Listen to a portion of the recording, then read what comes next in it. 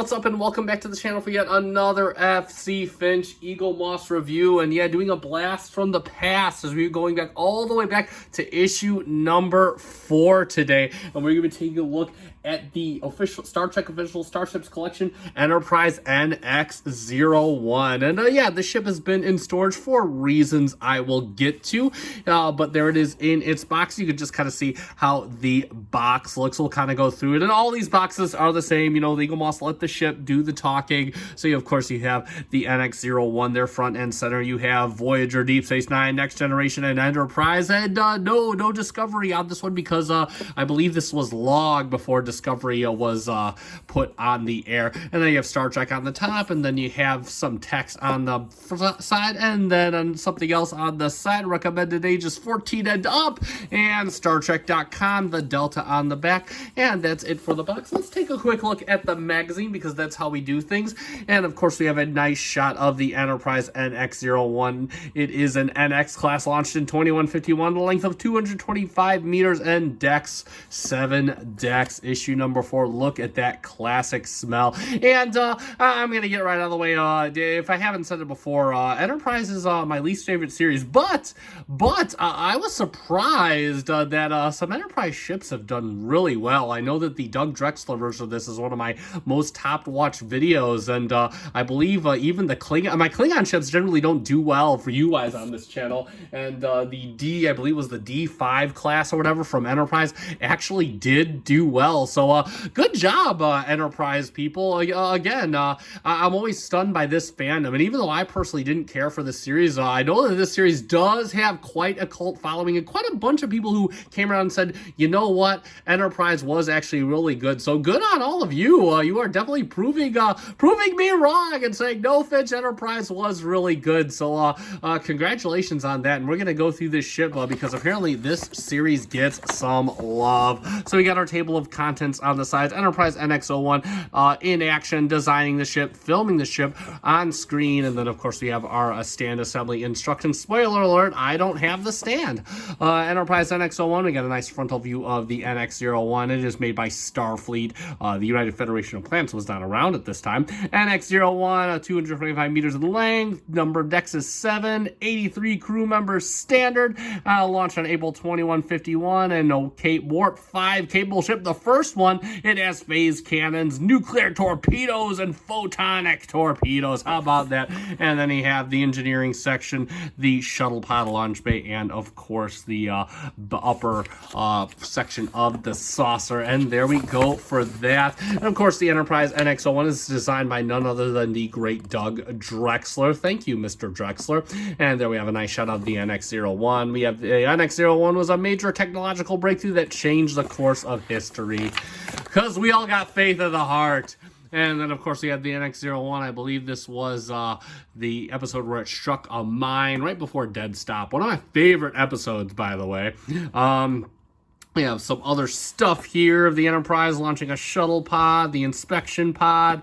There we have the Columbia and the Enterprise there from season 4. There's the NX-01 in shuttle bay. And then, of course, we have some other shots of the space dock. There we have the NX-01, the impulse engines looking all nice. And then, of course, he has our orthographic views, one of my favorite parts of the magazine. Right there, look at all that. And then, of course, moving on, we have, of course, the design of the ship. And there we have a bunch of Doug Drexler's designs. And actually, I believe, let's see if we can see it. I know he had a 3 nacelle version of this. Doug Drexler had some very unconventional thinking when it came to the Enterprise. But ultimately, we have our LCARS view. That's pretty cool. But ultimately, of course, it has to still look like something distinguishable as the Enterprise, I believe it was told. And then, of course, we have our Doug Drexler refit, which you probably would have seen had Enterprise had a season 5. And then, of course, we have the NX-01 from Broken Bow, and there was a nice upper orthographic view of the Enterprise. So let's talk about the Enterprise. And yeah, first thing up, I broke the stand. So bottom line, I had the stand. I ended up gluing the stand because it was one of those problematic ones. And well, I think it fell during moving and it broke in two, so it is no more. But either way, way, the ship still is in relatively good condition. So we're going to take it out of its plastic and cardboard prison.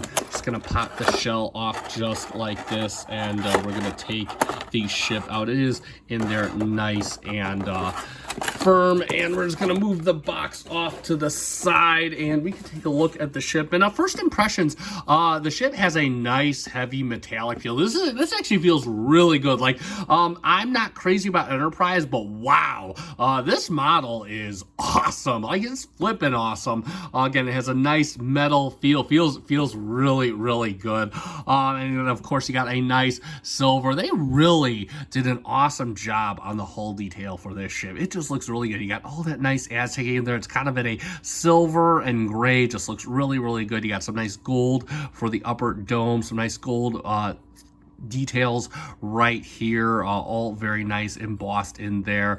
You do have kind of the retro thrusters. They're very clearly defined, like a bronzish orange color. Looks really good. Even got the little cargo bays right here, signified out there, decked out with the little, I love that, very nice detail. NX-01 right there. And then of course you have the deflector. The deflector is kind of disappointing, but what do you want? It's a model of this size. You kind of see the little strip there. It just doesn't look as well defined, but you got a nice shade of blue there. Going towards the back of the ship again, you have the pylons, all the nice Aztec, really decked out. And then you got this detailing right here along the nacelle pylons, looking really, really good. The catwalk, as they call it. And then of course you have a very nice deep blood red for the Bassard collectors. You got a nice strip of bronzes gold around. Then you got like blue paint for your warp coils of your nacelles, and you got a little bit for your exhaust ports. Then on the bottom, of course, you have this nice molded detail. I do love how these nacelles just have that nice kind of classic Saturn V feel.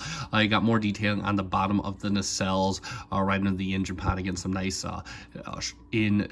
embedded details in there. Very nice. You got your shuttle pod bay peeked out. I love this. It's even it's got some extrusions in there. It looks really good. You even got the little red detailing all around it. This is really, really cool. Sensor pod done in a very nice, it looks like a clear cream color. It looks really good. You got NX-01, that classic Enterprise styling, and NX-01, more of your details for your cargo bays. And then of course you got some, you got your ports right down here looking good. I believe these are your torpedo tubes right along here.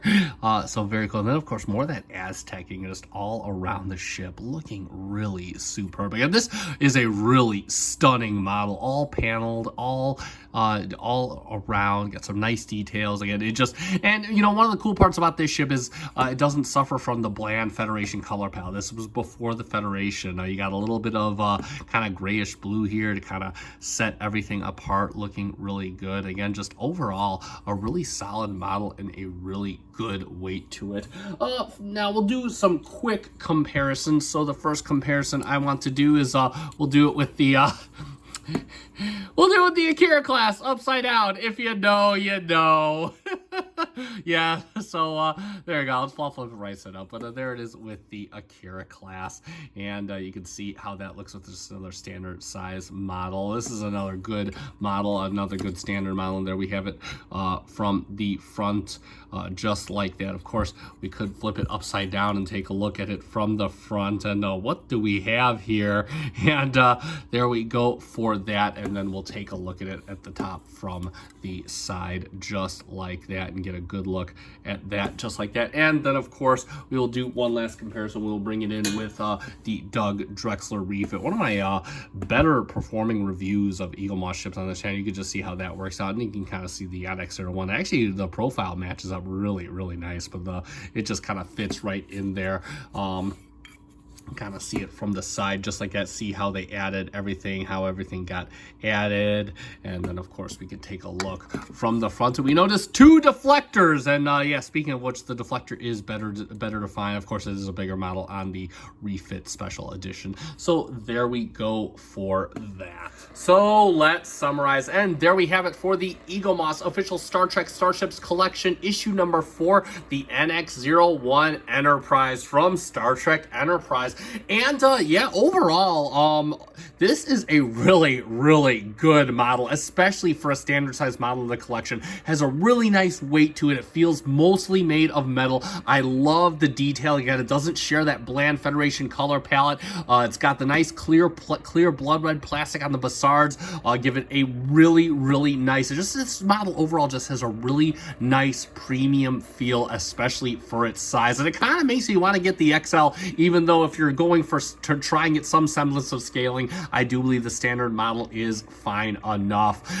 So overall, definitely one to pick up, especially if you are going about hunting down Enterprises, and especially if you are one of those fans that is all about this series. This is definitely a ship you want to add to your collection. Now, I haven't checked Master Replicas in a while, but I am going to look for this ship. If I do find it, I will post it up so you can get one for yourself. You can also check out realmerch.com for that. Also, be sure to sign up for Fan Home, as they are trying to restart the collection. I believe that is trying to go down sometime later this year, but I don't know the exact details. So definitely you will want to check that out and just kind of register for details. Either way, FC Finch will be registering for details, and we will have more ships up very soon. And that said, that is going to conclude this review. So if you found this review fun and informative, let me know by hitting that like button down below, and that helps me out. If you are not currently subscribed to my channel, I urge you to subscribe, as I do Eaglemoss at least once a week, and it would be nice to have you all aboard so you don't miss out. I'll put a link in the description down below